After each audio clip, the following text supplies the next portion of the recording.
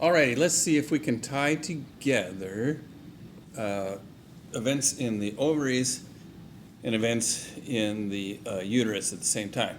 So we're going to look at the ovarian cycle and the uterine cycle, also known as the menstrual cycle, in combination because they go together. Now, when we start talking about the cycle, our first day of the cycle with regard to either the ovarian or uterine cycle, we designate as day 0, and that's the day of menstruation. All right, so now, first of all, we talk about a 28-day cycle, and that's just kind of a textbook value. Of course, it may be shorter, it may be longer, but we're going to go on that rough textbook value of 28 days or so. So what occurs during this cycle? Well, first looking at the ovarian cycle, the first 14 days of that or so of the ovarian cycle are called the follicular phase of the ovarian cycle. Because during this time, a dominant follicle, that's a cellular structure that's supporting the development of an ovum, an egg, continues to grow and grow and grow. And that follicle is quite capable of producing estrogen, estradiol. Now, because of its ability to produce estrogen, estradiol, the follicle continues to grow and grow. That is, that estrogen has a local effect in promoting further growth of that dominant follicle. The estrogen, of course, also gets out into the systemic circulation. And importantly, with regard to hormones, it starts to exert negative feedback on the anterior pituitary and hypothalamus. So the ability of the dominant follicle to continue to produce estrogen ultimately results in a negative feedback or lowering of luteinizing hormone and follicle-stimulating hormone production from the anterior pituitary. What is this high estrogen doing? Well, in the uterus, that high estrogen is promoting an increase in endometrial cell mass along with vascularization, or the development of blood vessels within the uterine endometrium. All right. The dominant follicle continues to produce very high levels of estrogen, and this level of estrogen peaks about day 14 or so in the cycle. And this very large peak production of estradiol is responsible for suddenly stimulating a large increase in luteinizing hormone release from the anterior pituitary. That is a sudden positive feedback. Earlier in the follicular phase, we saw negative feedback on the anterior pituitary. But this critically high level of estrogen now exerts a positive feedback. And so about day 14 or so, we see a very sharp, sudden rise in luteinizing hormone. Truth is, both LH and FSH levels go up. But importantly, this increase in luteinizing hormone, LH levels, are responsible for initiating ovulation.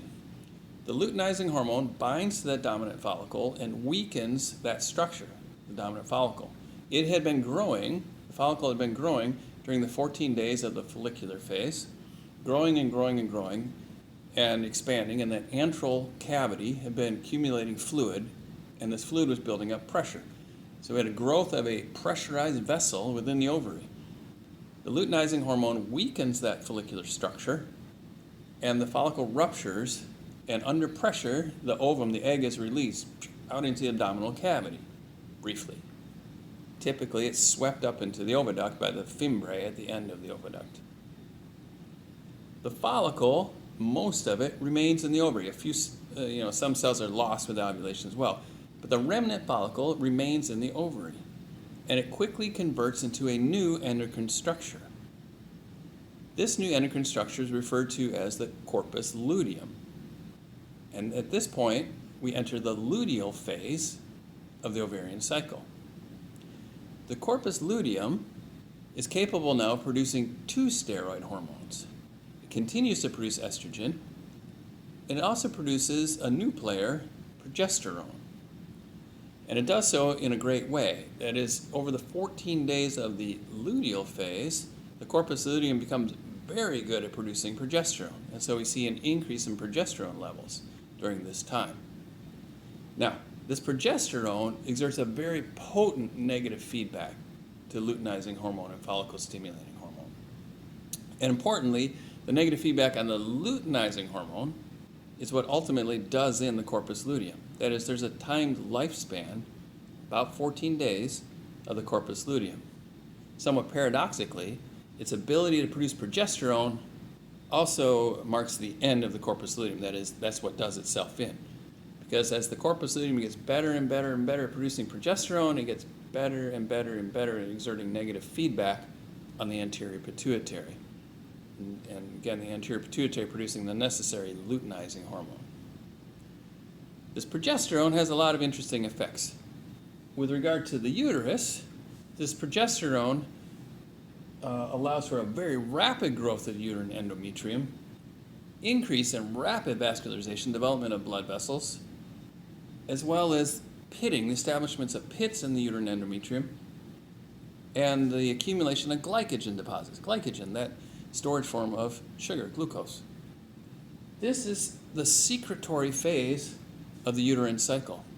And during this time, progesterone is developing a very receptive environment for a fertilized blastocyst, should that occur. Now, the corpus luteum, with a 14-day lifespan, isn't going to last forever. Its ability to produce progesterone is going to last about 14 days. After that point, the corpus luteum cannot produce progesterone or estrogen. It requires luteinizing hormone to keep production of these steroid hormones. So after 14 days, the corpus luteum ceases to produce significant quantities of progesterone and estrogen. This inability to keep producing these steroid hormones means that the structures in the uterus that were growing under the stimulation of these steroids, these structures are lost. Menstruation begins because hormonal support for the uterine endometrium is lost as well.